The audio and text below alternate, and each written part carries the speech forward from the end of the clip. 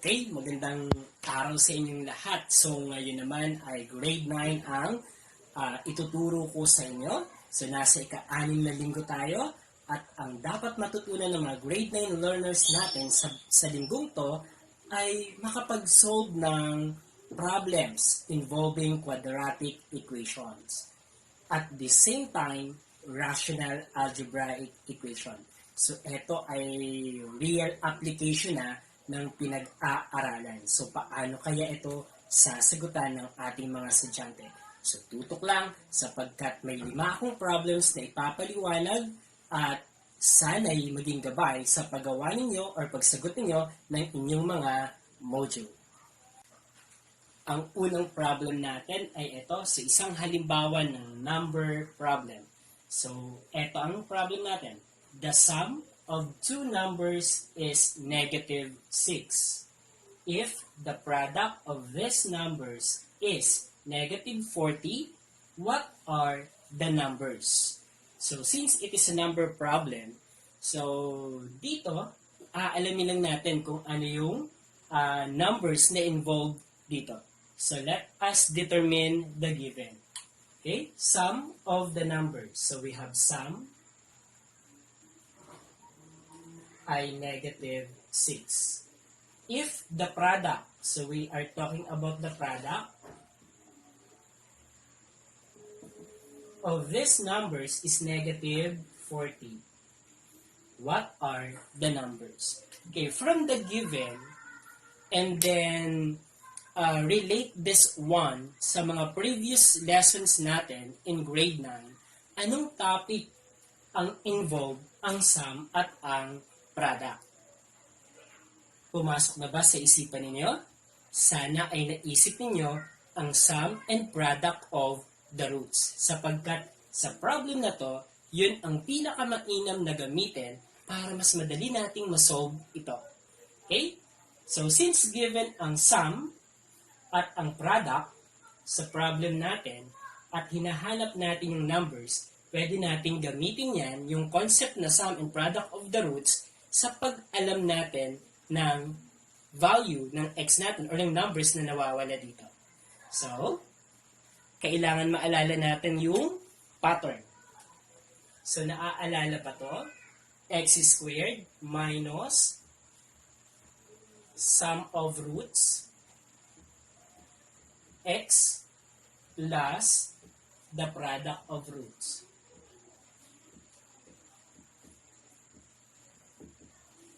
Okay, is equal to 0.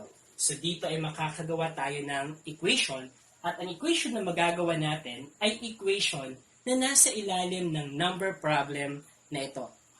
So, we will just substitute here the sum and the product given. So, we have x squared minus sum of roots, negative 6. So, negative 6.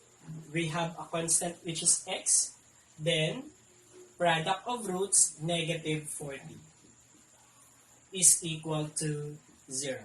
Then simplify this, x squared, negative times negative 6 is positive 6x, plus, positive times negative, we will have negative 40 is equal to 0. Okay? So, we now have a quadratic equation. Ang sunod na natin gagawin, we need to solve this quadratic equation para malaman natin ang value ng x natin na kung saan yung x natin, yun yung numbers na hinahanap natin sa problem. Okay, so paano natin isosolve to? May 4 tayong diniscuss kung paano mag-solve ng isang quadratic equation. But, titignan natin kung alin bang appropriate dito. So, gagamitin ko dito ang factoring. So, try natin gamitin ang factoring. So, negative 40.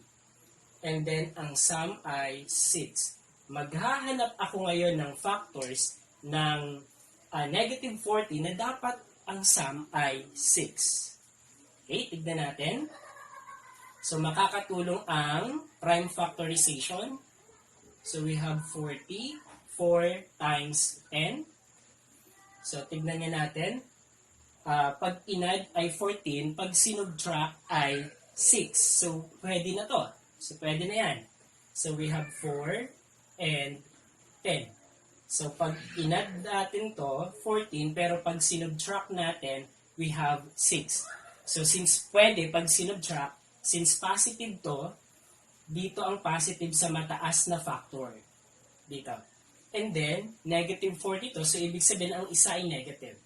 So, we have negative 4 plus positive 10. The result is positive 6. So, using factoring, pwede to. Kung hindi nyo agad nakuha ang 4 at 10, maghahanap pa kayo ng ibang mga factors. So, natsambahan natin na nakuha natin to. So, using the factoring, ilalagay na natin dito, x minus 4, then x plus 10 is equal to 0. And then 0 product property, x minus 4 is equal to 0, then x plus 10 is equal to 0. Then simplify natin itong linear equation na to. So transpose, we will have x is equal to positive 4. Transpose, we will have x is equal to negative 10. So, ibig sabihin, so what are the numbers na ang sum ay negative 6 at ang product ay negative 40? Pag minultiply natin, negative 40. Pag inad natin, negative 6. So, the numbers, so therefore, the numbers are, we have 4 and negative 10. So those are the numbers na hinahanap sa problem natin. So nasagot na natin ang number problem number 1. Okay, kung hindi nyo kaya ang by factoring, makukuha nyo rin to kapag ginamitan ng quadratic formula. Kung gamay nyo yung quadratic formula, gamitin iyon. Kung hindi naman, pwede naman si completing the square. Kung gamay nyo ang completing the square, you can also use that one. So, yung tatlo, yung factoring, completing the square, quadratic formula, ang way para masagot natin or masolve natin ang quadratic equation nito. Okay, so sa pangalawang problem natin, another number problem. Ang problem natin ay the given product. So, product of two consecutive, positive, even numbers is 80. What are the numbers? Okay, so dito, let x is the first number. Kung ang first number natin ay x, let's say ito ay 3. Even pala na, so sorry. So let's say ito ay 4. Anong susunod kay 4 para maging consecutive? Pag sinabing consecutive, magkasunod. Pag sinabing positive, so positive number. Even, ibig sabihin, we have 2, 4, 6, 8, 10. So even number. So multiple of 2. So, anong sunod kay 4? It is 6. Anong idadagdag natin kay 4 para magkaroon tayo ng 6? Anong dinagdag natin? We added 2. So, ibig sabihin, kung ang 4 ay x, and then magdadagdag tayo ng 2, so ano na ang mangyayari? So, we will have let x plus 2 is the second number. So, yan ang kailangan natin. So, yan ang representation na gagamitin natin. So, x is the first number, and then x plus 2 is the second number. So, same siya kapag positive odd numbers. Ganito rin ang representation na pwede nating gawin. So, magpla-plus 2 tayo. Sapagkat, for example, 1 plus 2, we have 3. So, magiging 1, 3, 5. So, magiging consecutive odd number siya. Ito, since even naman, so we let x as the first number and then the second one is x plus 2. Kasi kung ang x ay 4, so plus 2 we have 6. So 4, 6, 8. So that's why we have this representation. X is the first number, x plus 2 is the second number. Okay. Then, the product, ibig sabihin pag minultiply yung dalawa na magkasunod na positive even numbers, ang product ay 80. Okay? Let us now make the quadratic equation behind this. So first number, product, kaya multiplication tayo. Second number is equal to 80. So first times second is equal to 80. So ito yung first number natin, represented by x. And then this is our second number, represented by x plus 2. Is equal to 80 because it is given in our problem that the product is 80. Okay, so here, distribute. So x times x, that is x squared. Then, x times 2, we will have 2x. Then, yung 80 natin, so we have 80 here. Transpose natin para magi siyang standard form. So we have x squared plus 2x minus 80. Since tumawid ng equal sign, nag-transpose tayo, magpapalit siya ng sign. Is equal to 0. Okay, next. Ito kaya ay factorable or hindi? So, tignan natin kung siya ay factorable. Kung factorable yan, ibig sabihin gagamitin natin ng factoring. Pero kung hindi, ano ang gagamitin? Pwedeng completing the square, pwedeng quadratic formula. Okay, so here, negative 80 ang product, ang sum dapat ay 2. So we have, okay, 2 times 40, ang layo. We have 4 times, okay, gawin natin. So we have 8 times 10. Okay, kung mapapansin natin ang 8 times 10, pag inad ay 18, pero pag sinubtract ay 2. So, pwedeng ito ang kailangan natin. So, ilagay nga natin dito, 8, and then 10. So, since negative 80, ang isa ay positive, ang isa ay negative, ang sum natin dapat ay 2. So, dapat nasa mataas ang positive natin. So, since the sum is positive.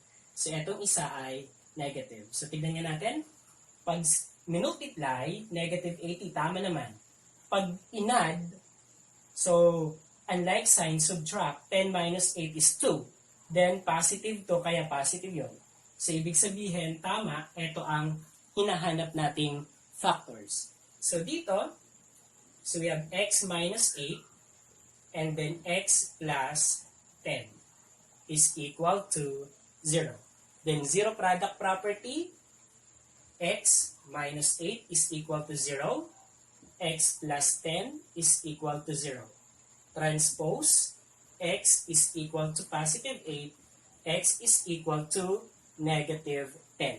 Okay, ang itatanong mo ngayon, alin dito sa positive 8 or negative 10 ang magiging sagot natin, magiging final answer natin?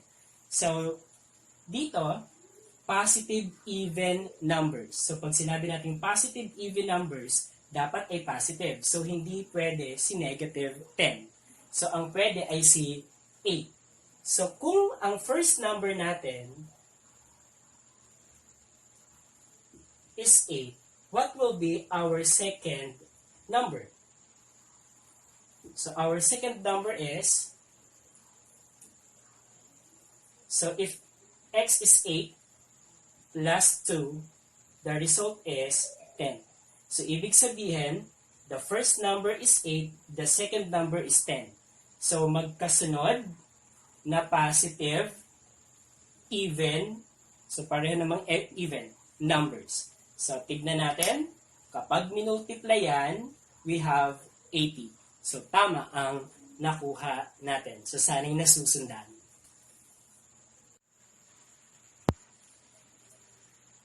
third problem na tayo. Ang third problem natin ay isang halimbawa ng geometric problem. So dito, etong problem natin, basahin natin. A rectangular, so the shape is rectangle.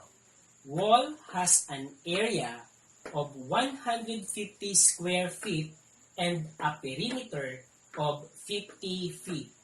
What are the dimensions of the wall? Okay? So kapag ganito ang problem, pag mga geometric problem, mas maganda na illustrate natin para ating nauunawaan kung ano ang problema. Okay? So illustrate muna natin. It is a rectangular wall. Okay, so ito ang rectangular wall natin. Ang area daw ay 150 square feet.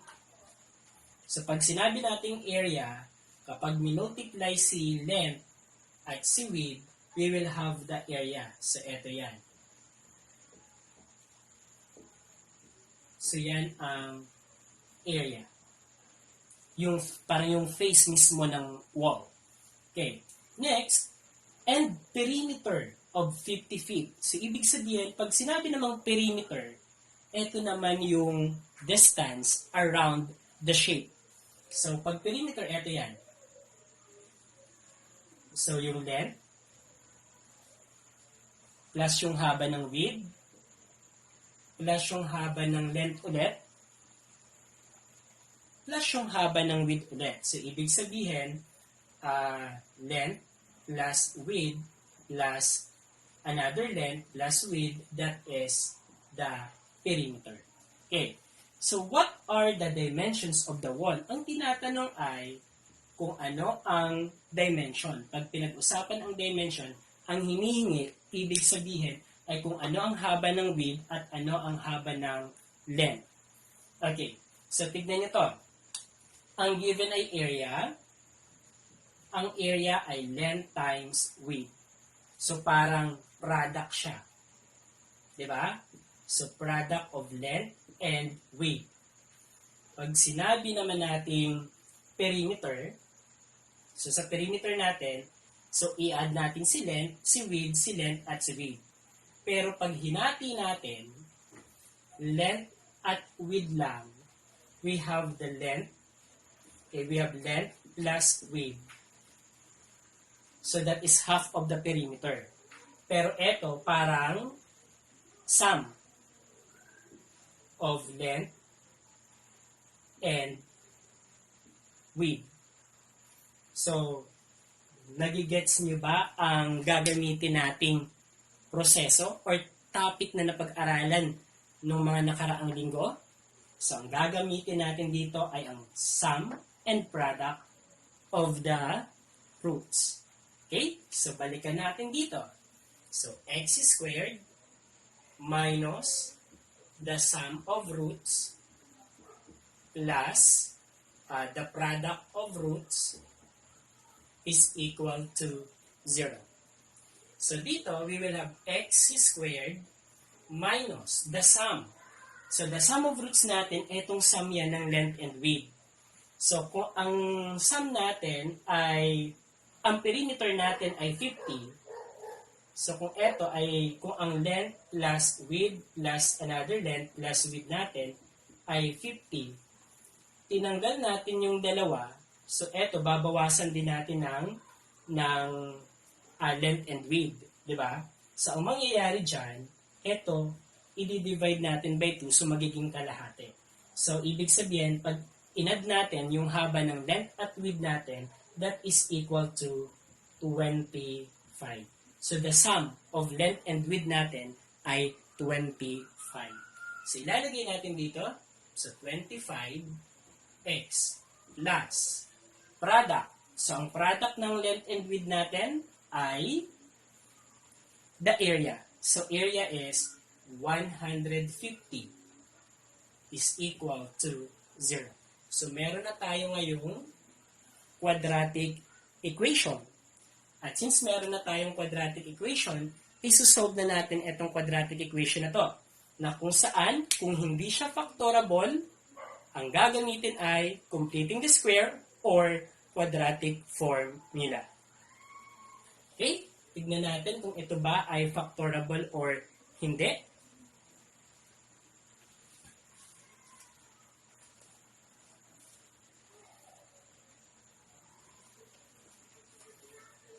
Okay, so we have the product 150.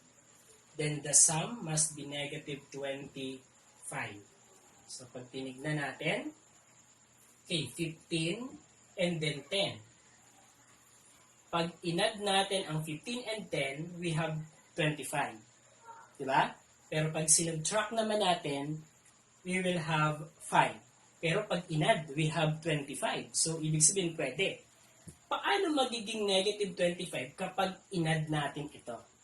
So, magiging negative pareho para pag inad natin siya ay negative 25. So, pag nag-add tayo, so negative 15 plus negative 10, pag nag-add tayo ng parehong negative, ang sagot ay negative. And then, add the absolute value, 25. So, we have negative 25.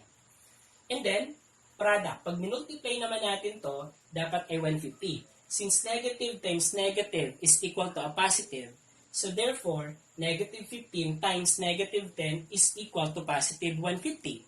So nakuha natin ang ating factors na hinahanap. Ilalagay na natin siya dito sa factoring. Is equal to 0. So x minus 15 and x minus 10. And then, zero product property. So we have x minus 15 is equal to 0. X minus 10 is equal to 0. So na-equate natin sa 0. Simplify natin or transpose natin ng 15. We will have x is equal to positive 15. Then here, x is equal to positive 10. So we have two values of x. We have 15 and 10. Okay. So dito, 15 times 10, we have 150. 15 plus 10, we have 25. So, eto plus eto, 25. So, nakuha na natin, nakikita na natin. Diba? Okay, and then, alin dito ang length? So, alin ang length at alin ang width? Siyempre yung length, yung longer sa dalawa. So, we have 15 at ang unit measure niya ay 25. So, nakuha na natin, nakikita na natin. Diba? Okay, and then, alin dito ang length? So, alin ang length at alin ang width? Siyempre yung length, yung longer sa dalawa. So, we have 15 at ang unit measure niya ay feet. Ang width naman natin ngayon ay ang 10. So, 10 feet. So, ibig sabihin, sa rectangular wall na yon, ang length ay 15 feet at ang width naman ay 10 feet. Yan ang sagot sa ating geometric problem number 3.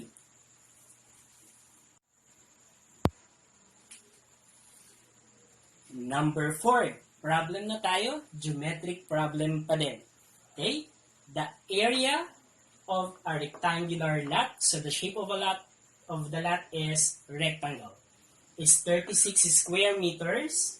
If the length is 4 meters longer than the width, how long is the lot? Okay? Since geometric problem and then rectangular shape ito, ang maganda dito, i-illustrate natin ang problem.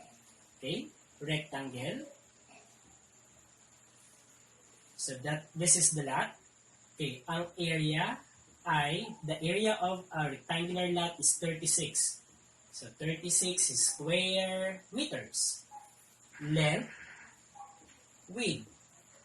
If the length is 4 meters longer, mas mahaba ng 4 na metro kumpara kay width. So, ibig sabihin, kung ang width natin ay W lang, ang length natin ay mas mahaba, so plus 4, than the width. So, this is our length, and then this is our width. Then here, how long is the lot? So, ibig sabihin, ang pinapaalam dito ay gaano kahaba etong length ng lot natin. So, the length ang hinahanap natin. Okay? So, dito, So we will have, so length times width is equal to the area.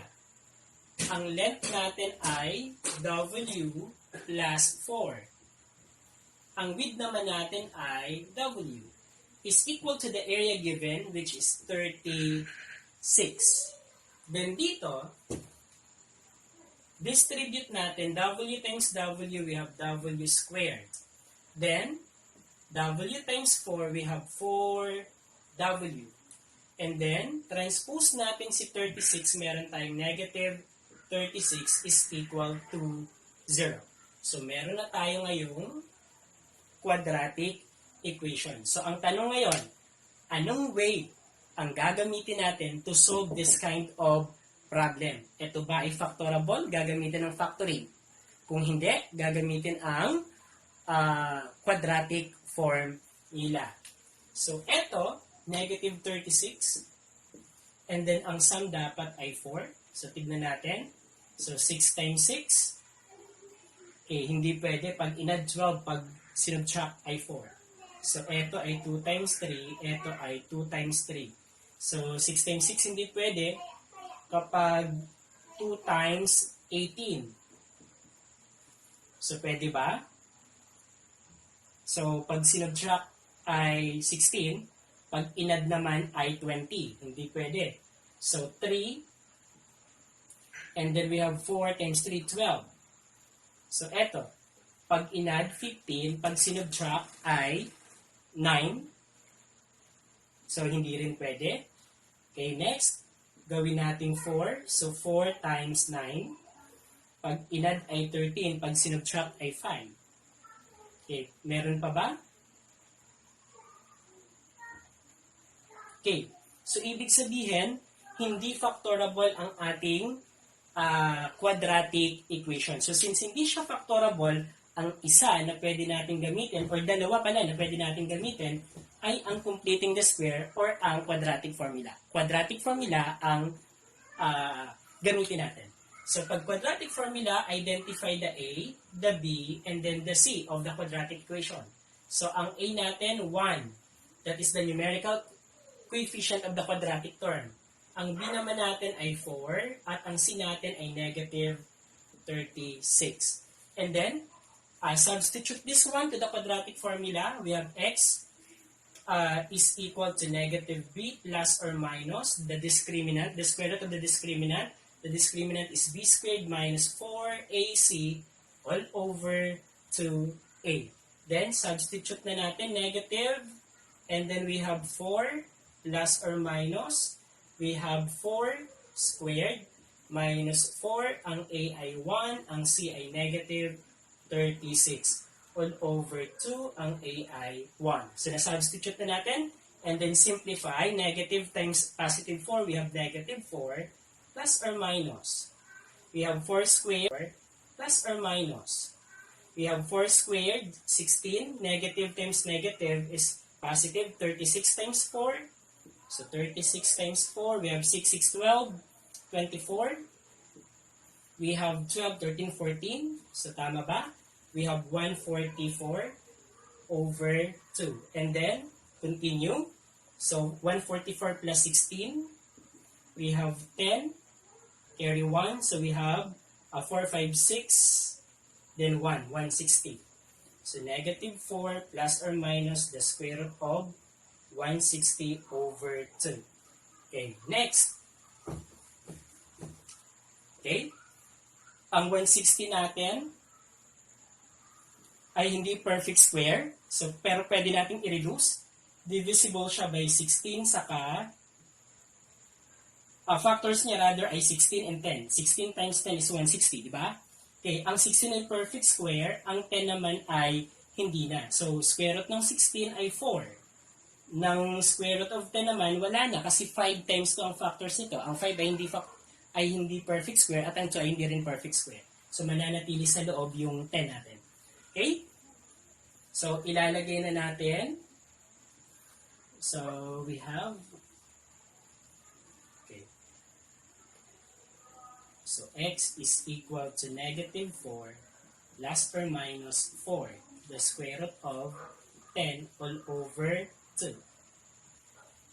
Okay, and then isimplify natin. So, x is equal to negative 4 plus or minus ang 4, square root of 10 over 2. So, ang 4 saka 4 dito, pwedeng ilabas natin ng 2 para makancel ito. So, we will have 2 sa labas, magiging negative 2 ito, plus or minus, ito magiging 2 na lang din, square root of 10. So, kung titignan natin, 2 times negative 2, we have negative 4. 2 times 2 here, we have 4. Okay, all over 2. And then, mapapansin mo, 2 divided by 2 is equal to 1. So, ang natira ay negative 2 plus or minus 2 square root of 10. So, may dalawa tayong value. So, the first value is negative 2 plus 2 square root of 10.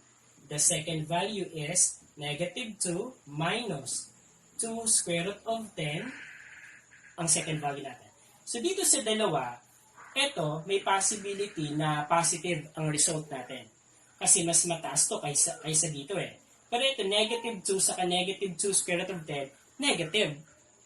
Meron bang length na, or width na negative? Wala. So, ibig sabihin, ito ay hindi sagot. So, ito ang pwedeng maging sagot. Irrational number nga lang ang sagot natin. Ibig sabihin nito, may decimal points ang ating sagot. Okay? So, here, okay, ang pinag-usapan natin ay W. So, ito, this is our width. So, our width is negative 2 plus 2 square root of 10. So, ang hinahanap natin ay si length. Ano ang gagawin natin kay width para makuha natin si length? So, ang width natin, kanina, ang length natin ay width plus 4. So, ibig sabihin, mag-a-add lang tayo dito ng 4 at makukuha natin ang ating length. So, ang length natin, so length is equal to negative 2 plus 2 square root of 10 plus 4. And then, negative 2 plus 4, we have positive 2 plus 2 square root of 10. So, the length is irrational number, then 2 plus 2 square root of 10. The unit measure is meters. Okay, so using the calculator, this is equivalent to, so 2 plus 2 square root of 10, this is 8. Okay, this is equivalent or approximately equal to 8. And, so, nearest hundreds tayo. So, 32 meters. Okay, so this is the length. So, the width ay magsusubtract lang tayo ng 4. So, 4.32 ang width, ang length ay 8.32 approximately. So, nakuha na natin ang length natin na 8 and 32 hundredths meter. Sana'y nasusundan, medyo mahirap pero pag alam mo yung concept, ay confident na masasagot mo ang word problem.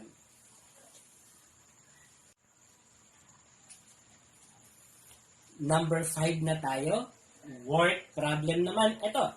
So the problem is, Dennis and Mona can paint the walls and ceiling of their bedroom in 8 hours working together. So ibig sabihin, magkasama sila, mapipinturahan nila ang walls at ceiling ng bedroom nila in 8 hours. The time that Mona takes in painting alone is 12 hours more than the time Dennis takes in painting the same.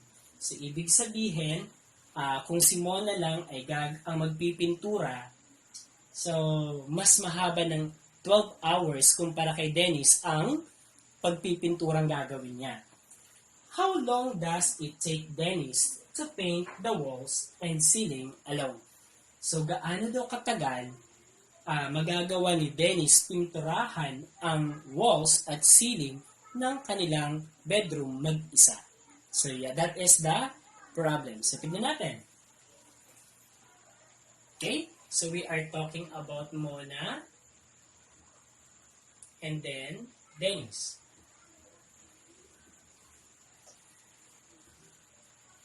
Okay, so together, they can finish the work in 8 hours. Okay, 8 hours. Si Mona naman, So the time that Mona takes in painting alone is 12 hours more than the time of Dennis. So we don't know kung ilang oras si Dennis. So we will represent Dennis as X hours. And then nakadepende kay Dennis ang tagal ni Mona. At mas matagal si Mona ng 12 hours kumpara kay Dennis. So kung si Dennis ay X hour, si Mona naman ay X plus 12. Kasi mas matagal ng 12 hours kaysa kay Dennis. So we have X plus 12 hours. Okay, so ito ang given natin. Okay? So, paano natin magagawa ang equation nito? So, dito, si rate ni Mona, we have 1 over X plus 12 hours. Plus 1 over X naman kay Dennis is equal to 1 over 8 hours. So, bakit ganito ang equation na nakuha ko? Ibig sabihin, in 1/8 hour, kung magkasama kasi sila, ay 1/8 lamang, di ba? In 1 hour, ay 1/8 part lang. So, for example, ito yung trabaho nila. So, ito ay in 8 hours. Okay, 1, 2, 3, 4, 5, 6, 7, 8 hours. So, ibig sabihin, in 1 hour, ito lang part na to ang nagawa na pinturahan nila in 1 hour na magkasama sila. So, this is 1 over 8. So, we have this one.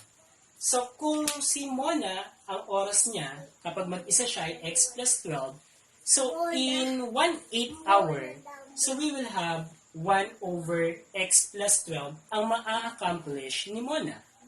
Kung si Dennis naman ay X hours, ang ma-accomplish naman ni Dennis in the first hour ay 1 over X.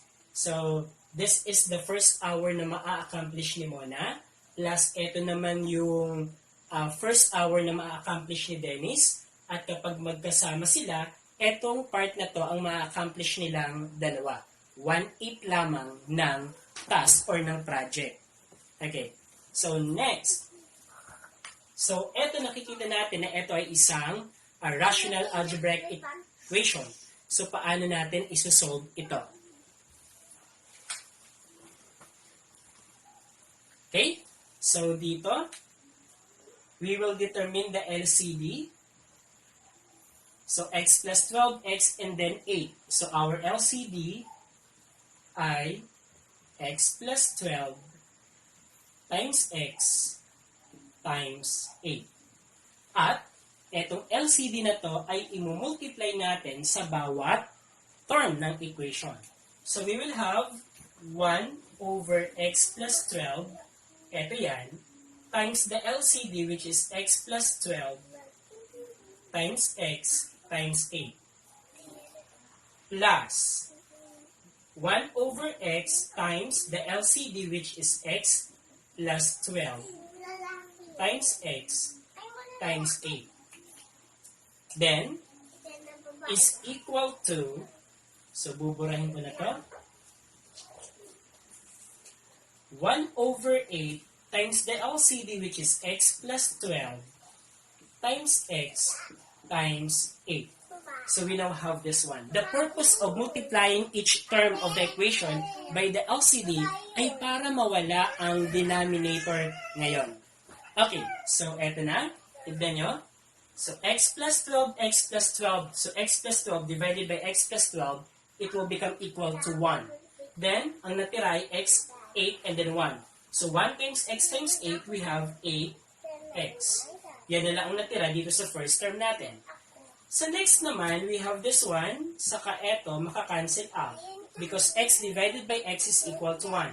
So ang natirad naman dito ay, so 1 times x plus 12 times 8. So we could have 8 times x plus 12.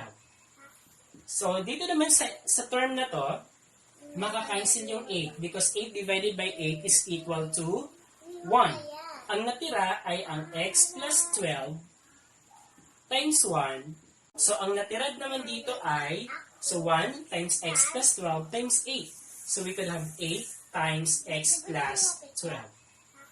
So, dito naman sa term na to, Maka-cancel yung 8 because 8 divided by 8 is equal to 1.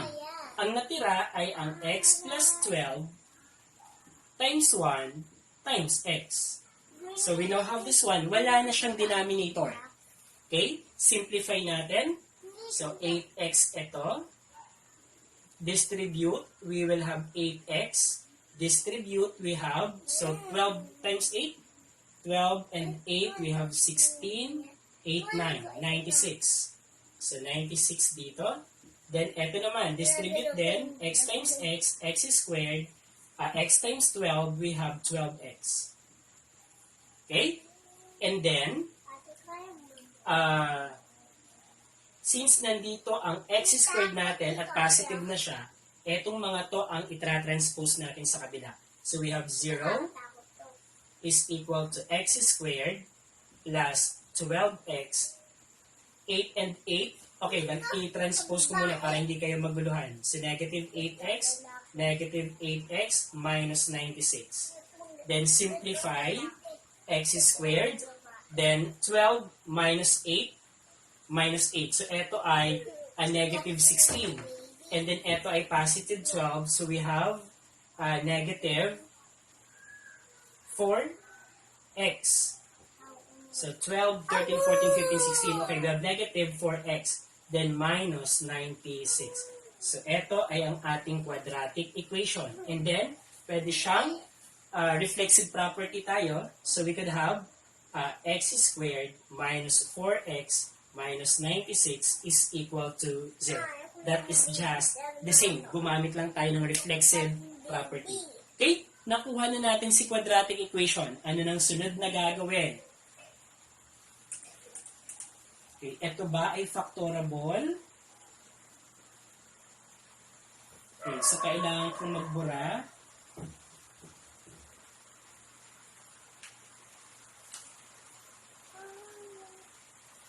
Okay, so tignan natin kung ito ay factorable. So negative 96, ang sum dapat ay negative 4.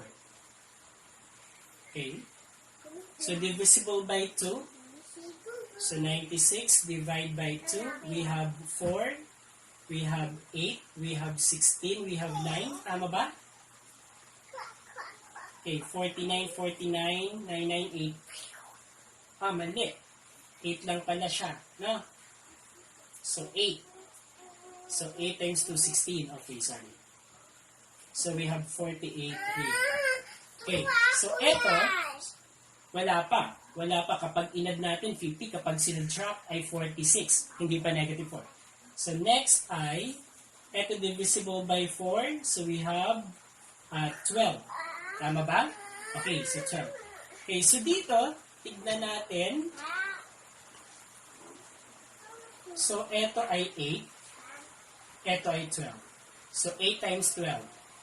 So ang 8 times 12 natin, 96. Pero negative 96 to. So, dapat ang isa ay negative. And then, pag inad naman, negative 4. So, tignan natin. Pag sinubtract natin ba ay 4? Yes. Pag inad naman ay 20. So, pwede ito. Tignan natin. So, since negative 4 ito, so dapat sa negative 12 ang negative at ang 8 naman ay positive. So, multiply natin. Negative 96. Pag inad naman natin, we have negative 4. So, ito ang factors na hinahanap natin. Factors ng negative 96 na dapat ang sum ay negative 4. Okay? So we will now have x plus 8 and then x minus 12. So this is now our factored form ng ating quadratic equation. So ito na siya. Okay, next, zero product property. X plus 8 is equal to 0, then x minus 12 is equal to 0. Transpose, x is equal to negative 8. Transpose, we have x is equal to positive 12. Okay, so dito, ang pinag-uusapan natin ay haba ng oras. Pwede ba ang negative 8? Hindi. So still, kailangan natin tignan ang realidad. So dito, ang sagot natin ay 12. So kung ang sagot natin ay 12, our X is Dennis. So, ibig sabihin, Dennis can paint the wall and ceiling of the bedroom alone in 12 hours. So, Dennis can do the painting. He can do the task in 12 hours. So, ito na ang final answer natin. What about Mona?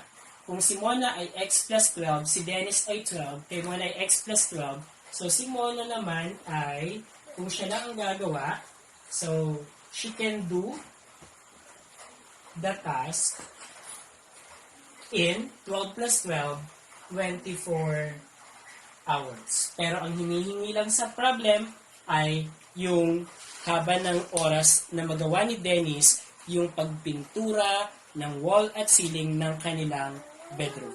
So sana ay nasundan kung paano ko sinolve ito at sana ay magabayan kayo sa pag-solve ng inyong module. Maraming salamat at hanggang sa muli.